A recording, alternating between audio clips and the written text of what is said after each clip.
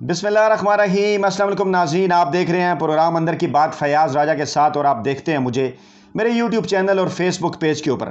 دوستو، بات کرنی پڑتی ہے اور بات کرنی بھی چاہیے ایک ایسی صورت میں کہ جب آپ کے پاس ثبوت موجود ہوں تو پھر ہر صورت جو ہے وہ بات کرنا بنتی ہے۔ اس ویڈیو کے اندر ہم آپ کو یہ بتائیں گے، ہم یہ سوال اٹھائیں گے بلکہ کہ پاکستانی صحافت کی جنرل رانی کون ہے، اور جنرل پرویز مشرف اور جنرل حامد میر کے درمیان کیا خفیہ تعلق تھا۔ ثبوت ہم آپ کے سامنے رکھیں گے، فیصلہ جو ہے وہ آپ خود کر لیں۔ جنرل رانی کا تذکرہ ہے ان دنوں بہت پاکستانی سیاست اور صحافت کے اندر۔ پہلے کچھ دو تین سوالات میں آپ کے سامنے رکھوں گا۔ وہ سوالات یہ ہیں کہ اقلیم اختر کے جنرل ضیاء کے ساتھ ناجائز تعلقات تھے، کچھ لوگوں کا دعویٰ ہے، جس کے نتیجے میں اقلیم اختر کو جنرل رانی کہا گیا۔ اور اگر کسی صحافی کے کسی جرنیل کے ساتھ خفیہ تعلقات ہوں تو اسے کیا کہنا چاہیے، اور اگر کوئی طوائف اپنا جسم بیچتی ہے تو اس کا ملک کو کیا نقصان ہوتا ہے، اور اگر کوئی صحافی اپنا قلم بیچ دے تو اس کا ملک اور قوم کو کیا نقصان ہوگا۔ اگر جسم بک جائے تو کیا ہوتا ہے، اور اگر قلم بک جائے تو کیا ہوتا ہے۔ لیکن اس سے پہلے ہم آپ کے سامنے رکھیں گے وہ کتاب مشہور شورش کاشمیری صاحب، مشہور صحافی، پاکستان کے قابل قدر قابل فخر، ان کی کتاب اس بازار میں۔ ہم ہمیشہ آپ کے سامنے ثبوت پیش کرتے ہیں، اور حامد میر نے چند دن قبل اپنے ٹویٹ میں یہ ذکر کیا کہ وہ شورش کاشمیری کے نقش قدم پہ چل رہے ہیں، اور شورش کاشمیری نے ہی یہ کبھی کہا تھا، ان کی کتاب کا لب لباب یہ ہے کہ قلم فروش صحافی جو ہے وہ جسم فروش طوائف سے زیادہ بدتر ہوتا ہے۔ اور اسی طرح سعادت حسن منٹو بھی فرمایا کرتے تھے کہ بکاؤ صحافت جو ہے وہ اس سے ایک طوائف اچھی ہوتی ہے۔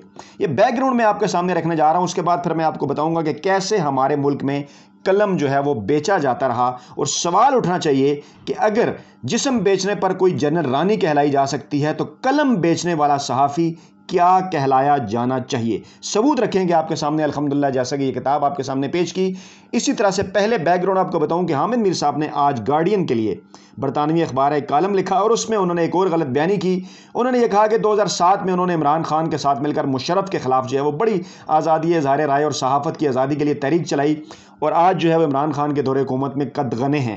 پہلی بات تو یہ درست کر لیں کہ عمران خان نے یہ تحریک مشرف کے شروع کے دور میں بھی چلائی، اور بالکل وہ سوائے ان کی اس غلطی کے جس میں انہوں نے ریفرنڈم کی حمایت کی تھی، اس کے بعد مسلسل وہ مشرف کے خلاف عملی طور پر، فکری طور پر، زبانی طور پر میدان میں نکل کر تحریک چلاتے رہے، جبکہ مشرف کے مسلسل سپورٹر رہے حامد میر صاحب 2005 تک کے بعد بھی۔ اس کی تفصیلات آپ کے سامنے رکھوں گا۔ حامد میر نے یہ فرمایا کہ انہوں نے جد و جہد کی عمران خان کے ساتھ مل کر مشرف کے خلاف، حالانکہ ایسا ہرگز نہیں تھا۔ جنرل پرویز مشرف نے جب پاکستانی صحافت پر قدغن لگانے کی کوشش کی تو حامد میر جنرل مشرف کے شانہ بشانہ کھڑے تھے۔ بالکل اس کے ثبوت آپ کے سامنے رکھوں گا۔ اور حامد میر جس دور کا ذکر کر رہے ہیں، اس دور میں میں بھی جیو ٹی وی کے لیے کام کرتا تھا، میں وہاں پر رپورٹنگ کرتا تھا، اور میری اپنی آبزرویشنز اور بے شمار واقعات اس بات کے گواہ ہیں کہ اس دور میں جنرل پرویز مشرف پاک فوج کے لیے بوجھ بن چکے تھے۔ ISI ان کے خلاف تھی، اور بعد میں تو کئی کتابوں میں، چودھری شجاعت کی کتاب ہو یا افتخار چودھری کی، یہ ثابت ہو گیا کہ مشرف کے خلاف جو تحریک چلی اس کے پیچھے خفیہ ایجنسیز تھیں، اور حامد میر اس وقت بھی خفیہ ایجنسیوں کا کھیل کھیل رہے تھے اگر انہوں نے مشرف کی مخالفت شروع کی۔ مخالفت تو اس وقت کی جانی چاہیے جب کوئی شخص اپنے عروج پہ ہوتا ہے، لیکن جب اپنے عروج پہ مشرف نے یہ ساری کوشش کی تو تب حامد میر صاحب نے کیا کہا۔ دو کالم آپ کے سامنے رکھیں گے، 8 نومبر 1999 اور 9 نومبر 1999۔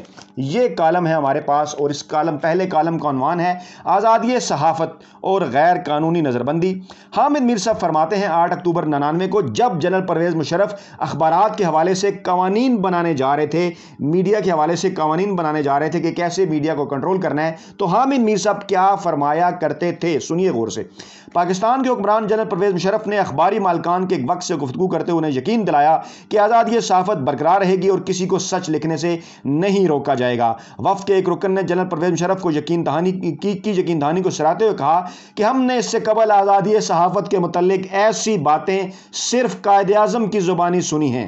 ماشاءاللہ، اس وقت میں حامد میر صاحب بھی شامل تھے، اور وقت فرما رہا ہے کہ ہم نے اس سے قبل آزادی صحافت کے متعلق ایسی باتیں صرف قائد اعظم کی زبانی سنی ہیں، یعنی کہ اس دور کے جو اخباری مالکان ہیں بشمول حامد میر، وہ جنرل پرویز مشرف کو قائد اعظم کے برابر قرار دے رہے تھے۔ آگے فرماتے ہیں جنرل پرویز مشرف اور اخباری مالکان کے وفد کی ملاقات میں دوسری اچھی بات اخبار نویسوں کے احتساب کے بارے میں ہوئی۔ اس سلسلے میں صرف یہ نہ دیکھا جائے کہ نواز شریف سے کس نے ناجائز فائدے حاصل کیے اور کس نے نہیں، بلکہ یہ بھی دیکھا جائے کہ پاکستان کے مفادات کو کس کس نے نقصان پہنچایا۔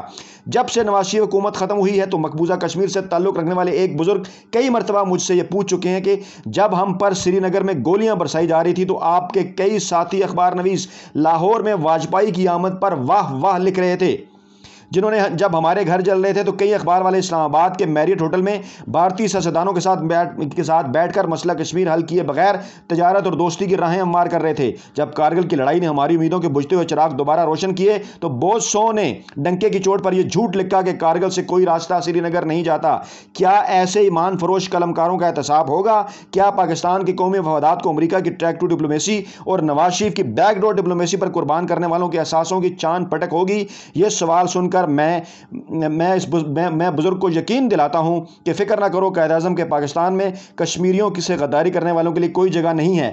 یعنی کہ حامد میر صاحب نے اپنے تمام ان صحافیوں کو کٹہرے میں کھڑا کر دیا اس وقت، جن کا اس وقت وہ موقف تھا جو آج حامد میر کا موقف ہے، اور حامد میر نے ان کے احساسوں کے اوپر بھی سوالات اٹھائے۔ اور آگے چل کر حامد میر لکھتے ہیں، یہ درست ہے کہ آزادی صحافت کا راستہ قائد اعظم کا راستہ ہے، اور جنرل پرویز مشرف آزادی صحافت کو یقینی بنا کر قائد اعظم کے نظریات پر عمل کریں گے۔ یہ حامد میر کے الفاظ ہیں۔ آگے فرماتے ہیں، لیکن یہ راستہ بڑا کٹن ہے، اس راستے میں تنقید اور تلخ سچائیوں کی ایسی دشوار گزار گھاٹیاں آتی ہیں جنہیں قائد اعظم کے بعد آنے والا کوئی سیاسی حکمران عبور نہ کر سکا، لیکن ایک فوجی حکمران انہیں عبور اگر کر گیا تو بہت بڑا کارنامہ ہوگا۔ یہ ہے وہ خوشامد جو حامد میر نے جنرل پرویز مشرف کی اور اپنے ساتھیوں پر سوالات اٹھائے، صرف یہیں پر بس نہیں کیا۔ آگے چل کر دوسرا کالم ہے، اخبارات کا احتساب کیسے ممکن ہے؟ اخبارات کا احتساب کیسے ممکن ہے؟ 9 نومبر 99 فرماتے ہیں، ہم اخبار والوں کو کبھی کبھی اپنے گریبان میں بھی جھانکنا چاہیے۔ اس سے پہلے انہوں نے خبر دی کہ ایک خبر مختلف اخبارات میں شائع ہوئی جس میں کہا گیا کہ مہران بینک اسکینڈل کی تحقیقات از سر نو شروع ہو رہی ہیں، اور یہ تحقیقات میں ان سیاستدانوں کے بارے میں چھان بین ہوگی جنہوں نے ISI کے خفیہ فنڈ سے رقوم حاصل کی۔ خبر میں جن سیاستدانوں پر خفیہ فنڈ سے رقوم لینے کا الزام ہے ان میں قاضی حسین احمد کا نام بھی شامل ہے۔ حالانکہ ISI کے جس سابق سربراہ نے خفیہ فنڈ سے بعض سیاستدانوں کو رقم دینے کے بارے میں بیان حلفی دیا، اس میں قاضی حسین احمد کا نام نہیں بلکہ انگریزی میں صرف JI یعنی جماعت اسلامی لکھا ہے۔ اب اس پہ بھی حامد میر تنقید کر رہے ہیں اور کہہ رہے ہیں قاضی حسین احمد ان لوگوں میں شامل ہیں جنہوں نے اس معاملے کی تحقیقات کے لیے خود سپریم کورٹ کو درخواست دی تھی، لیکن بدقسمتی سے آج ان کا نام ISI کے خفیہ فنڈ سے رقم لینے والوں میں آ رہا ہے۔ یہاں وہ کہہ رہے ہیں کہ ہم اخبار والوں کو کبھی کبھی اپنے گریبان میں بھی جھانکنا چاہیے۔ وہ یہ کہہ رہے ہیں کہ یہ خبر جھوٹی دی ہے اخبار نے، اس میں قاضی حسین احمد کا نام نہیں ہے لیکن قاضی حسین احمد کا نام لیا ہے۔ تو یہی پرابلم آج بھی ہے میڈیا کے ساتھ، اگر بقول ان کے اس وقت جھوٹی خبریں میڈیا دیتا تھا، وہ اور مشرف ایک پیج کے اوپر تھے۔ آگے فرماتے ہیں، جب اس طرح کی الٹی سیدھی خبریں، یہ غور سے سنیے، فرما رہے ہیں حامد میر صاحب، جب اس طرح کی الٹی سیدھی خبریں آزادی صحافت کی کے نام پر چھپیں گی، بالکل فرماتے ہیں اس طرح کی الٹی سیدھی خبریں آزادی صحافت کی سب سے بڑی دشمن ہیں۔ اس طرح کی الٹی سیدھی خبریں آزادی صحافت کی سب سے بڑی دشمن ہیں۔ جنرل پرویز مشرف نے بے شک ہمیں آزادی صحافت کی ضمانت دیتے رہیں، لیکن ہمیں اپنی آزادی بڑی ذمہ داری کے ساتھ سوچ سمجھ کر ادا کرنی چاہیے۔ ایسا نہ ہو کہ 3 ماہ کے بعد جنرل پرویز مشرف اخبارات کے ایڈیٹروں کو بلائیں اور ان کے سامنے 300 جھوٹی خبروں کے تراشے رکھ کر پوچھیں کہ آپ بتائیے آپ آزادی صحافت کے حقدار ہیں یا نہیں۔ جنرل پرویز مشرف اور حامد میر ایک پیج پر فرماتے ہیں، آزادی صحافت کی حفاظت اور اسے برقرار رکھنے کا اختیار جنرل پرویز مشرف سے زیادہ ہمارے پاس ہے۔ رپیٹ کرتا ہوں، فرماتے ہیں کہ آزادی صحافت کی حفاظت اور اسے برقرار رکھنے کا اختیار جنرل پرویز مشرف کی سے زیادہ ہمارے پاس ہے۔ یعنی وہ مشرف کے اوپر تنقید نہیں کر رہے، وہ صحافیوں کے اوپر تنقید کر رہے ہیں، وہ میڈیا کے اوپر تنقید کر رہے ہیں، وہ جھوٹی خبروں کے اوپر تنقید کر رہے ہیں۔ آج ان کا موقف کیا ہے ذرا غور سے سمجھیے۔ فرماتے ہیں، ہم اس آزادی کا ذمہ داری سے استعمال کریں گے تو ملک اور قوم کا فائدہ ہوگا، اور کل کوئی حکمران ہم سے یہ آزادی چھیننا بھی چاہے تو قوم اس کا ساتھ نہیں دے گی۔ آج اگر آپ اسی جو ہے وہ جذبے کے ساتھ کام کریں، ذمہ داری کے ساتھ کام کریں، جھوٹی خبریں نہ دیں۔ آپ کی جھوٹی خبروں پر 2 دن پہلے میں ایک پورا ویلا کر چکا ہوں حامد میر صاحب کے 30 ماہ کے اندر 30 جھوٹی خبریں آپ نے دیں۔